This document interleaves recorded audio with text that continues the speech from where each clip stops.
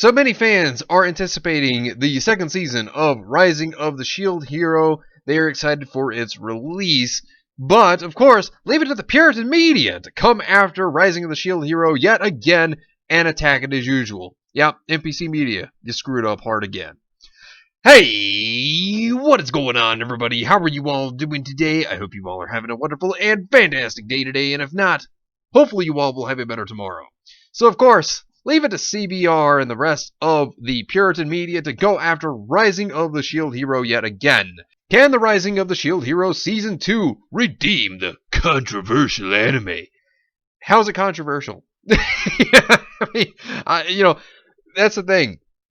How is the series controversial? But of course, CBR in the past has brought this up. Like, for example, the Rising of the Shield Hero is absurdly popular for no good reason. Constantly attacking it. You have other outlets that have also been going after Rising of the Shield Hero since last year, like this one. Why the Rising of the Shield Hero is the most controversial anime this season. How is it controversial? I still continue to ask. This is ridiculous.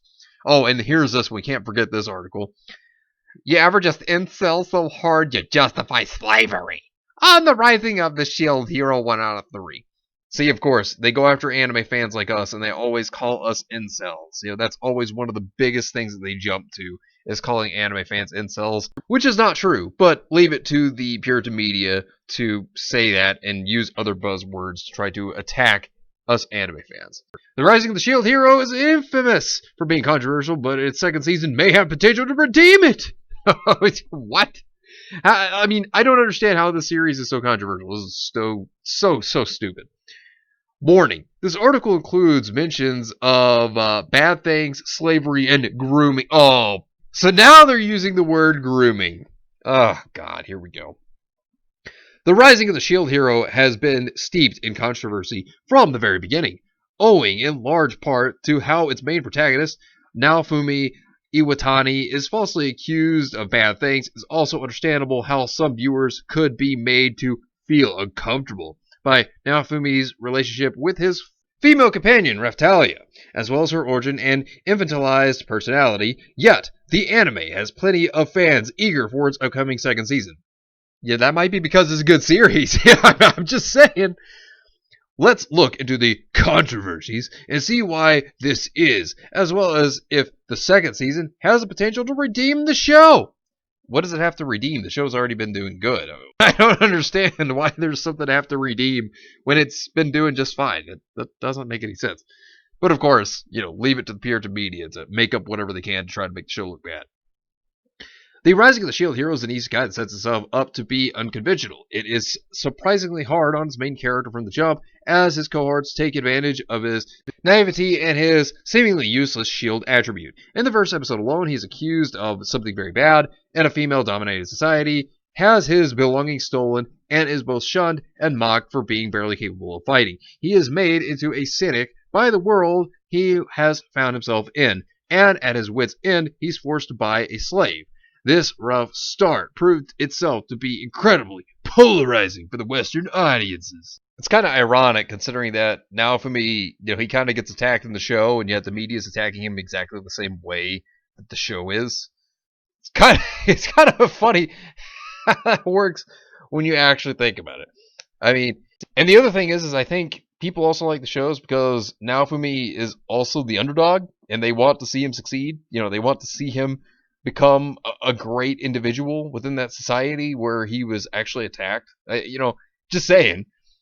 On the surface, many viewers and notable anime publications accused it of being a hotbed for incel culture. So remember, to the Puritan Media, if you watch Rising the Shield Hero and if you like it, apparently you're an incel in their eyes. Not even halfway through the article and they're already attacking anime fans. I mean, seriously, it's ridiculous.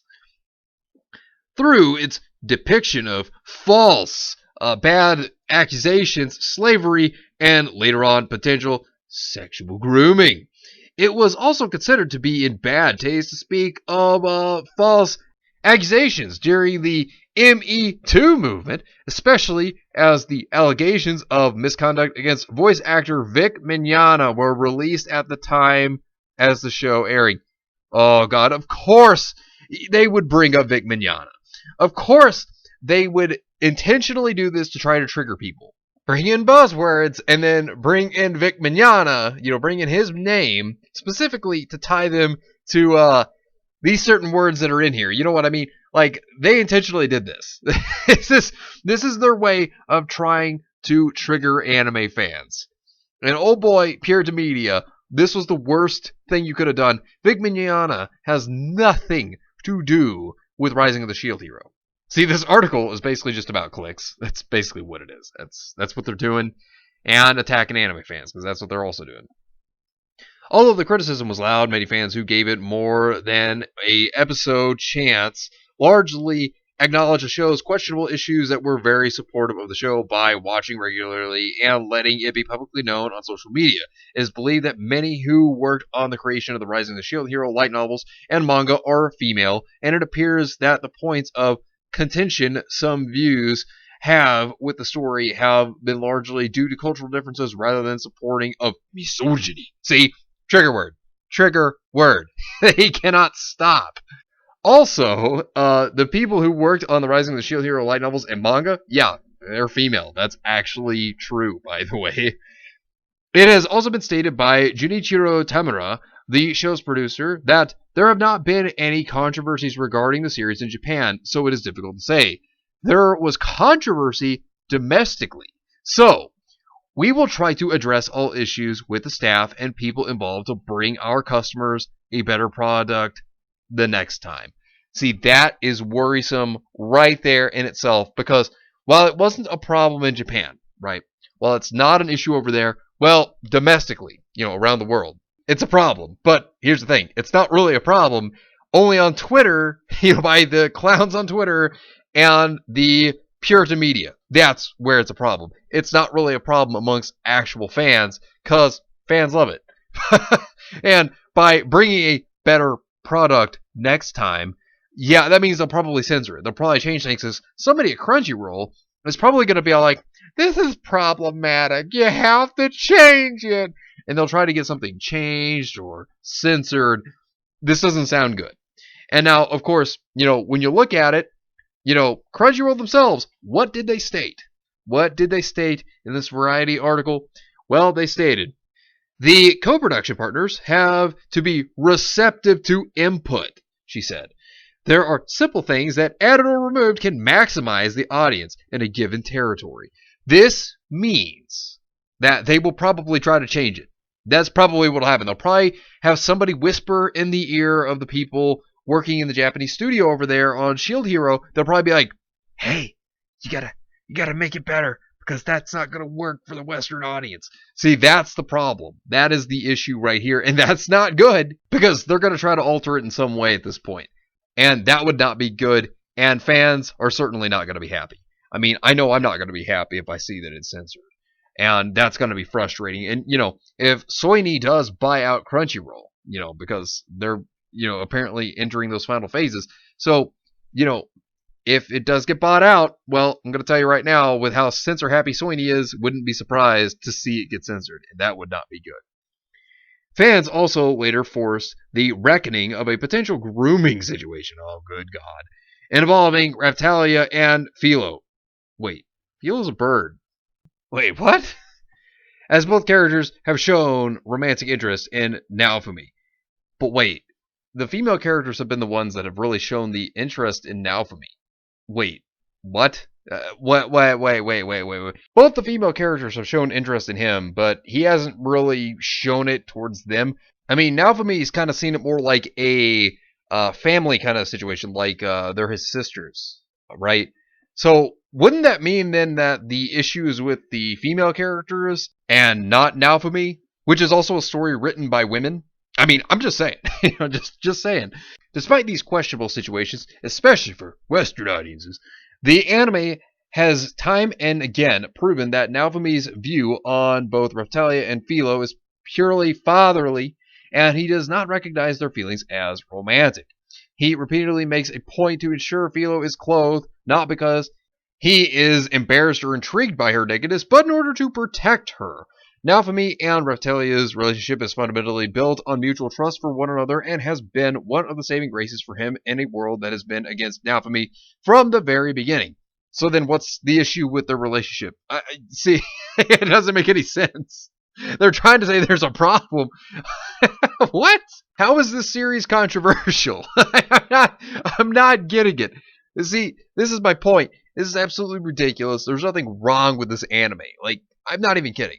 And then look, at this part of the article, I'm not even kidding, they basically give it praise. After bashing it with whatever they could come up with, they then give it praise.